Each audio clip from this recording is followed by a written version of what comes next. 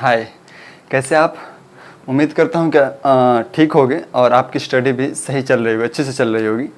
साथियों, modern history जो हम लोग कक्षाएं चला रहे हैं उसको कंटिन्यू कर रहे हैं यहाँ पे, और ये हमारा लेक्चर नंबर 6 होगा। अभी तक 5 लेक्चर मॉडर्न हिस्ट्री का हो चुका है। अगर आप नहीं देखे हैं तो पहले उसको देखिए, फिर यहाँ तक आइए। इसमें हम लोग देख रहे थे, हम मराठा साम्राज्य के बारे में पढ़ रहे थे। मराठा साम्राज्य आता कहाँ से है, मराठा साम्राज्य का मतलब क्या है, मराठा साम्राज्य का भारत पर लोकेशन क्या था, इन सब बातों का अध्ययन कर रहे थे। साथ ही ये भी देख चुके थे मराठा साम्राज्य जो है किसके नेतृत्व में मराठा साम्राज्य का उत्थान होता है, कब उत्थान होता है। इन सारे सवाल का जवाब हम पिछले वीडियो में दे चुके हैं। अगर आप वो वाला मराठा साम्राज्य का पार्ट 1 वीडियो नहीं देखे हैं तो उसको देखिए, उसके बाद से इस वीडियो को देखिए, बेहतर समझ में आएगा, मैं उम्मीद करता हूँ। ये हमारा मराठा साम्राज्य का दूसरा लेक्चर है और टोटल मॉडर्न हिस्ट्री जो है उसका 6ठा लेक्चर है, 6 नंबर लेक्चर होगा।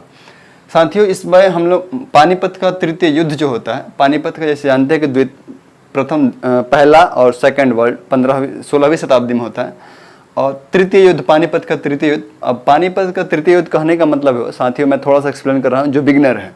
ऐसे अगर आप कुछ जानते हैं तो ज़्यादा टेंशन लेने की जरूरत नहीं है, नहीं जानते हैं तो जान लीजिए कि पानीपत एक जगह है और ये 3 वार वहीं पर होते हैं। पानीपत का प्रथम वार, पानीपत का द्वितीय वार और पानीपत का तृतीय वार। 3 वार वहाँ पे होते हैं और इसीलिए इनका नाम जो है पानीपत का वार जो है रखा गया है। पानीपत का प्रथम वार, पानीपत का द्वितीय और पानीपत का तृतीय। प्रथम और सेकेंड वार जो है, फर्स्ट और सेकेंड वार, वो हम लोग को पढ़ना है पहले मेडिएवल हिस्ट्री में जब हम लोग चलेंगे। यहाँ हम क्या पढ़ रहे हैं तो पानीपत का तृतीय वार। मैं आपसे एक बात क्लियर कर देना चाहता हूँ, जैसे मैं पिछले वीडियो में भी बोला था, यूपीएससी मेंस ने यहाँ से क्वेश्चन पूछा कि पानीपत का तृतीय युद्ध जो है वो निर्णायक साबित होता है, जैसे निर्णायक साबित होता है, इस पे आप कमेंट करिए। क्वेश्चन का लैंग्वेज में बोलूँ तो लैंग्वेज कुछ इस तरह से था कि पानीपत का तृतीय वार जो हुआ, पानीपत का तृतीय वार, उन्होंने ये सिद्ध नहीं किया कि भारत पे शासन कौन करेगा, लेकिन ये जरूर सिद्ध कर दिया कि भारत पे शासन कौन नहीं करेगा। ये इसका क्वेश्चन है, एकदम इसी तरह से क्वेश्चन जो यूपीएससी ने पूछा था यही क्वेश्चन था। तो आप सोचिए कि क्या पूछ रहा है यूपीएससी कि पानीपत का तृतीय वार ये सिद्ध नहीं किया कि शासन कौन करेगा, लेकिन ये जरूर सिद्ध कर दिया कि शासन कौन नहीं करेगा। अब इस सवाल का जब हम इसमें थोड़ा सा आप आगे बढ़िए तो हम दे रहे हैं। मैंने ये इस तरह से ऐसे लिख दिया है, इसलिए लिख देता हूँ कि आपको थोड़ा सा आसानी हो जाए समझने में और मुझे आसानी हो जाए थोड़ा सा समझाने में। चलिए हम आगे बढ़ते हैं, कंटिन्यू करते हुए इसको। सबसे पहले आप ये जान लीजिए कि पानीपत का तृतीय युद्ध जो होता है 14 जनवरी 1761। मैंने पानीपत का तृतीय युद्ध का पृष्ठभूमि किस तरह से तैयार होता है ये मैं पिछले वीडियो में एक्सप्लेन किया हुआ था, मैं थोड़ा सा और उसको यहाँ पे एक्सप्लेन करके आगे बढ़ना चाहूँगा। पानीपत का तृतीय युद्ध का पृष्ठभूमि किस तरह से तैयार होता है, इस बात को थोड़ा सा आप सुनिएगा। तो जैसे कि मैंने पिछले वीडियो में चर्चा किया था कि पेशवा का पद कहाँ से आते हैं और कब पेशवा जो है मराठा साम्राज्य का सर्वोपरि पद बन जाता है, सर्वोच्च पद बन जाता है, ये बोल सकते हैं। सर्वोच्च पद कब बन जाता है, तो जो शाहू था वो उसका मृत्यु 1749 में हो जाता है, 1749 में, और उसी समय से पेशवा पद जो है, पेशवा पद मराठा साम्राज्य का सर्वोच्च पद बनता है। ये बात आप ध्यान रखिएगा। उस समय क्या होता है कि पेशवा और मुगल साम्राज्य और पेशवा ये दोनों मिल के अहमद शाह अब्दाली जो अफगान में शासन करता था, अफगानी शासक था, उसके प्रतिनिधित्व जो प्रतिनिधि के रूप में जो भारत में शासन कर रहे थे, उनको ये अपदस्थ करते हैं। मैंने इस बात को पिछली वीडियो में बहुत ही डिटेल से चर्चा किया, मैं थोड़ा सा यहाँ पे एक्सप्लेन कर रहा हूँ ताकि इसका जो पृष्ठभूमि है वो तैयार हो जाए।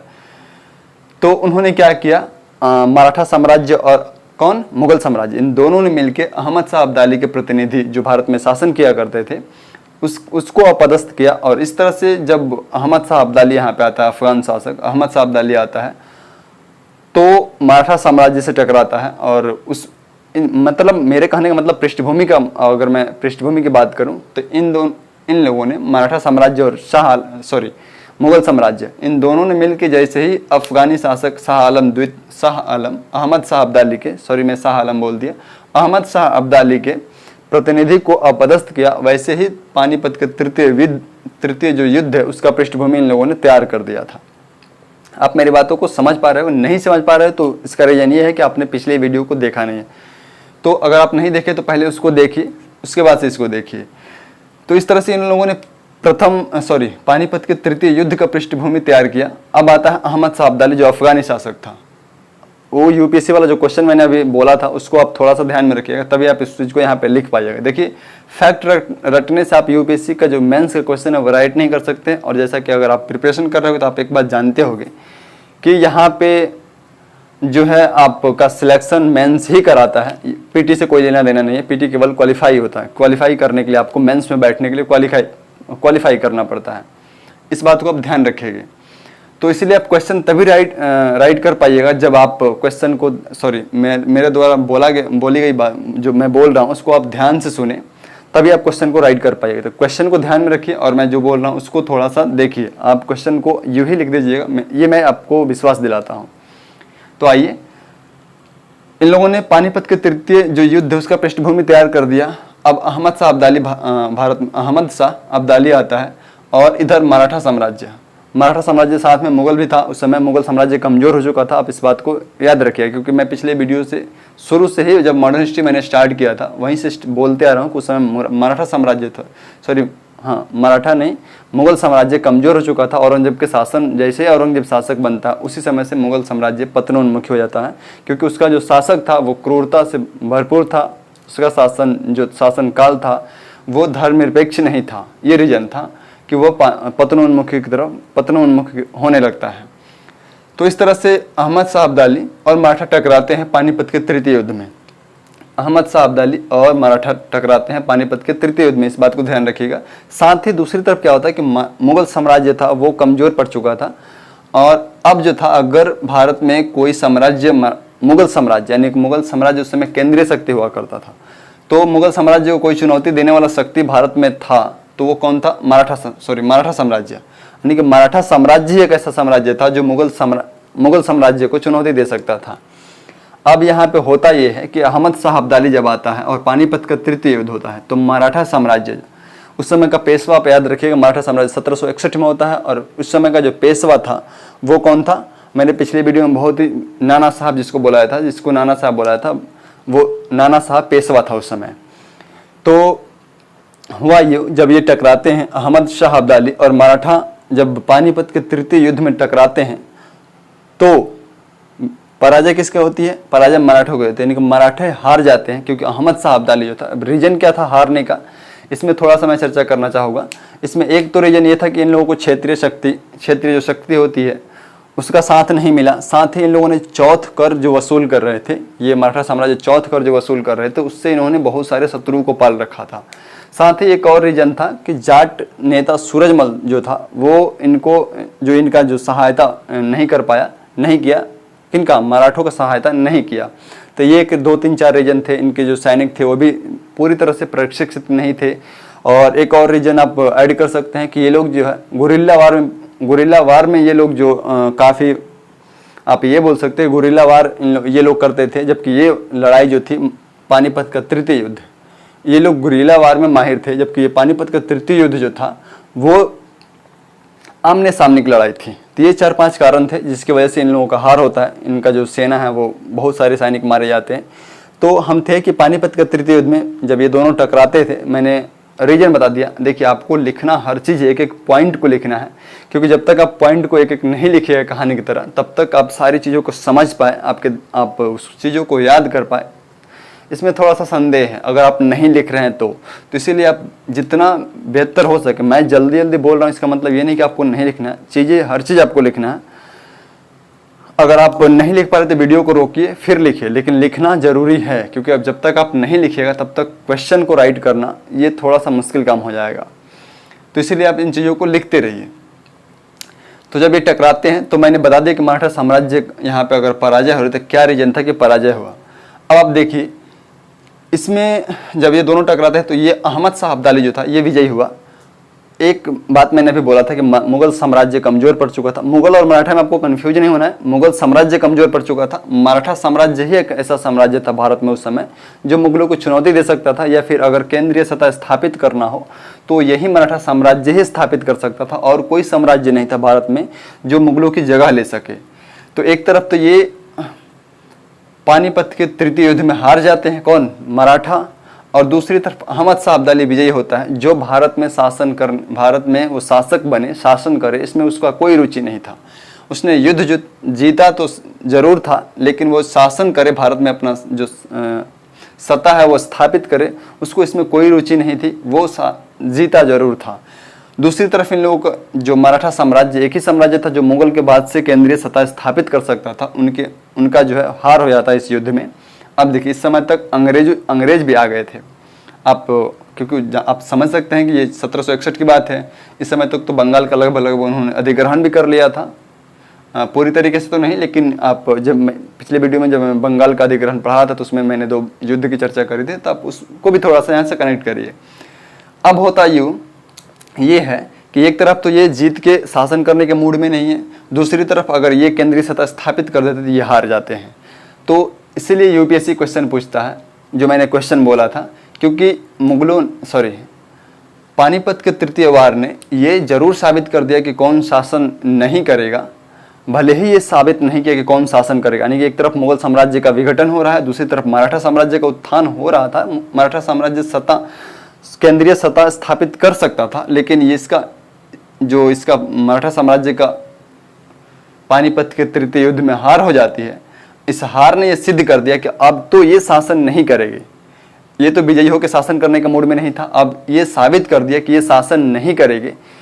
ये भले ही साबित ना किया कि शासन कौन करेगा, भारत पे शासन कौन करेगा, ये साबित नहीं किया, लेकिन ये जरूर साबित कर दिया कि मराठा साम्राज्य के पराजय ने ये जरूर साबित कर दिया कि भारत पे शासन कौन नहीं करेगा। क्योंकि एक तरफ मुगल साम्राज्य कमजोर हो चुका था और मराठा साम्राज्य अगर चुनौती दे सकता था मुगल साम्राज्य को, तो ये जो है पानीपत के तृतीय युद्ध में इनका हार हो जाता है।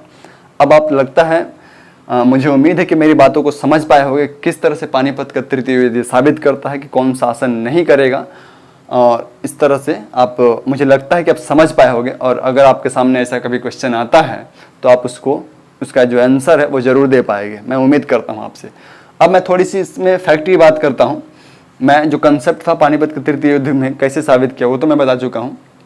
मराठा में जो मराठा उस समय का पेशवा हुआ करता था नाना साहब, उसी का पुत्र ये विश्वास राव था, और जो सेनापति का कार्य करता था। हालांकि ये नाम मात्र का ही सेनापति था। सदाशिव राव भाऊ जो था ये वास्तविक सेनापति था। इसका जो प्रभाव था बहुत ज़्यादा था, लेकिन पानीपत के तृतीय युद्ध में ये दोनों जो थे, कौन कौन, तो विश्वास राव और सदाशिव राव, इन दोनों की मृत्यु हो जाती है। क्योंकि इसमें बहुत सारे सैनिक मरे थे, सैनिक के साथ साथ इनकी भी मृत्यु हो जाती है। ये इब्राहिम गारदी जो है, इस नाम को याद रखिए, क्योंकि पीसीएस में क्वेश्चन कई जगह आते भी है और आने की संभावना हमेशा रहती है कि पानीपत के तृतीय युद्ध में मराठों का जो तोपखाने का नेतृत्व किसने किया था, तो तोपखाने का नेतृत्व जो है इब्राहिम गारदी ने किया था। पानीपत के तृतीय युद्ध में मराठों के तोपखाने का नेतृत्व किसने किया था, इब्राहिम गारदी ने। इस बात को याद रखिएगा, ऐसे ही आप लिख सकते हैं इस बात को। साथ ही एक बात, ये पंडित काशीराज इन्होंने प्रत्यक्षदर्शी वर्णन किया, किसका, पानीपत के तृतीय युद्ध का प्रत्यक्षदर्शी वर्णन किया है किसने, पंडित काशीराज ने। ये बात भी आप याद रखिएगा। ये सब पीसीएस लेवल के पीटी एग्जाम जो होता है प्रिलिमिनरी, उसमें क्वेश्चन इस तरह से पूछ लिए जाते हैं। तो उम्मीद कर रहा हूं कि आप इन सारी चीजों को लिख रहे होंगे। अब देखिए हम आगे आते हैं। 1761 में जब ये पानीपत के तृतीय युद्ध में मराठे हार जाते हैं, तो अगला जो पेशवा बनता है वो माधवराव। 1761 ईस्वी में कौन पेशवा बनता है, माधवराव प्रथम। अब देखिए नाम में थोड़ा सा आपको कन्फ्यूजन हो सकता है, तो दोनों वीडियो को अगर आप एक साथ देख रहे हैं तो आपको समझ में आएगा और कन्फ्यूजन नहीं होगा। आप एक बार इस चीज़ों को समझ पाए तो फिर आंग्ल मराठा युद्ध जो 3 है उसमें कुछ करना नहीं, मैं आपको उसी तरह से समझा सकता हूँ आसानी से। तो नाम में कन्फ्यूज नहीं होना है आपको। पानीपत के तृतीय युद्ध के बाद से पेशवा बनता है 1761 ईस्वी में कौन, माधवराव प्रथम। ये बात आप याद रखिएगा, माधवराव प्रथम बनता है। पानीपत के हार में इसको बोला जाता है कि इनका मराठा का जो 2 मोती थे वो विलीन हो जाते हैं, और इसी वजह से इस हार का जो गम था वो सहन नहीं कर पाया कौन, नाना साहब जिसको बोलते हैं, जो पेशवा हुआ करता था उस समय, उसका भी मृत्यु हो जाती है। अगला पेशवा बनता है माधवराव प्रथम। माधवराव प्रथम जो है एक प्रभावशाली शासक था। आप इस बात को मैं हर वीडियो में बोलते आ रहा हूँ कि प्रभावशाली कहने का मतलब क्या है, तो आप, मुझे उम्मीद है कि प्रभावशाली मेरे कहने का मतलब आप समझ गए होंगे। तो पेशवा बनता है 1761 में कौन, माधवराव प्रथम। माधवराव प्रथम एक प्रभावशाली शासक था। तो मराठा साम्राज्य जो जिसका हार पानीपत के तृतीय युद्ध में होता है, जिसके कारण इसका जो प्रतिष्ठा है वो खो जाता है, उस प्रतिष्ठा को इसने वापस फिर से लाया। कौन? माधवराव प्रथम। माधवराव प्रथम ने मराठों की खोई हुई प्रतिष्ठा फिर से वापस लाया। लेकिन और एक बात देखिए, यहाँ पे एक और फैक्ट आपको मैं थोड़ी सी यहाँ पे एक्सप्लेन करना चाहूँगा। ये मराठा नेता, इसी के कार्यकाल में मराठा नेता, किसके कार्यकाल में?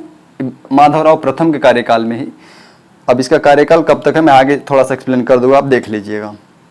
तो माधवराव प्रथम के कार्यकाल में जब ये पेशवा बना हुआ था, इसी के मराठा जो नेता महादजी सिंधिया था, इसको सिंधे भी बोलते हैं, महादजी सिंधे या महादजी सिंधिया, इसने क्या किया, इसके नेतृत्व में शाह आलम द्वितीय को, क्योंकि इन लोगों ने, मैं एक बात अभी बोला था कि युद्ध में इनकी प्रतिष्ठा जो खो गई थी, इसको माधवराव फिर से वापस लाता है और फिर से शाह आलम द्वितीय को दिल्ली की गद्दी पर बिठा देता है। शाह आलम द्वितीय मुगल साम्राज्य से संबंधित था, तो शाह आलम द्वितीय हम आगे जब मिलेंगे, आगे जब पढ़ेंगे तो क्योंकि शाह आलम द्वितीय से ही फाइनली मुगल साम्राज्य से सत्ता जो है अंग्रेजों ने ली थी, तो हम आगे एक्सप्लेन करेंगे एक एक करके, उसका आप टेंशन नहीं। यहाँ पे आप इतना समझ लीजिए कि इसी के कार्यकाल में मराठा नेता महादजी सिंधिया जो था, शाह आलम द्वितीय को दिल्ली की गद्दी पे बिठाता है। कौन? शाह आलम द्वितीय को गद्दी पर बिठाता है। आगे माधवराव प्रथम जो था, जिसने मराठों की खोई हुई प्रतिष्ठा को वापस लाके खड़ा कर दिया था, उसका मृत्यु 1772 ईस्वी में किसी बीमारी की वजह से हो जाती है। और ऐसा कहा जाता है कि जितनी क्षति मराठा साम्राज्य का जितना जो क्षति हुआ था, किसमें?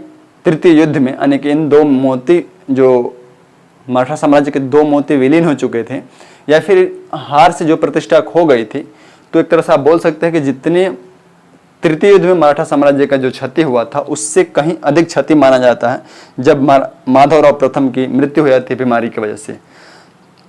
वो भी असमय, आप मान सकते हैं, असमय मृत्यु हो जाती है। अब देखिए, माधवराव प्रथम की मृत्यु हो जाती है, तो इसके बाद से जो पेशवा बनता है वो कौन था? नारायण राव। लेकिन यहाँ पे थोड़ा सा कहानी में रुचि आता है, क्योंकि यहीं से जो है आंग्ल मराठा का फर्स्ट वार का पृष्ठभूमि इन लोगों ने तैयार किया। कैसे तैयार किया, मैं इसको इस चीज़ को एक्सप्लेन कर रहा हूँ, आप ध्यान से सुनिएगा, क्योंकि जितना ध्यान से आप सुनेंगे उतना ही चीज़ों को आप समझ पाएंगे और याद रख पाएंगे। ज़रूरी नहीं है दोस्तों कि हर चीज़ों को मैं आपको फैक्ट के रूप में एक एक चीज़ों को लिखवाते रहूँ। अगर आप सुन रहे हैं, कंसेप्ट क्लियर है आपका, तो आप चीज़ों को लिख सकते हैं। अगर आप एग्ज़ाम दे रहे हैं, मेंस का एग्ज़ाम, अगर आपको आंसर राइट करना है तो आप चीज़ों को लिख सकते हैं, आसानी से लिख सकते हैं। तो माधवराव प्रथम की मृत्यु 1772 में, आप ये कह सकते हैं कि बीमारी की वजह से जब उसका मृत्यु हो जाता है, तो वो अगला जो पेशवा बनता है वो कौन था?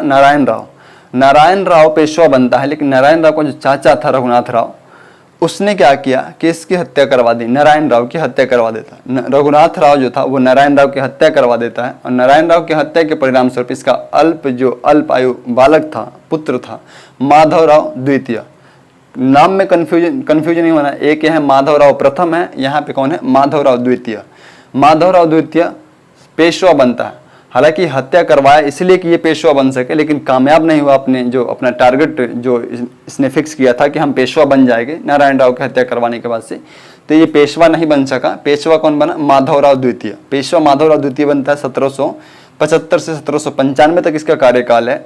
और माधवराव पेशवा बनता है, माधवराव द्वितीय जो पेशवा बनता है। तो रघुनाथ राव हत्या तो करवा दिया, पेशवा नहीं बन पाया। तो पेशवा नहीं बन पाया तो इसने क्या किया? सूरत की संधि किसके साथ कर ली? सूरत की संधि जो है इसने सूरत की संधि अंग्रेजों के साथ कर ली। अब देखिए यहाँ पे कहानी में थोड़ा सा कहानी जो है रुचिकर होने वाला है, और वो ये है, जब रघुनाथ राव सूरत की संधि अंग्रेजों के साथ करता है, अब यहाँ से मराठों से, एक तरफ तो मुगल साम्राज्य लगभग आप ये कह लीजिए मुगल साम्राज्य पतनोन्मुखी है, तो दूसरी तरफ मराठा साम्राज्य का हार ये सिद्ध कर चुका है कि मराठा साम्राज्य में उतनी शक्ति नहीं है, मराठा साम्राज्य उस काबिल भी नहीं है कि वो भारत का जो सत्ता, केंद्रीय सत्ता, भारत में केंद्रीय सत्ता स्थापित कर सके।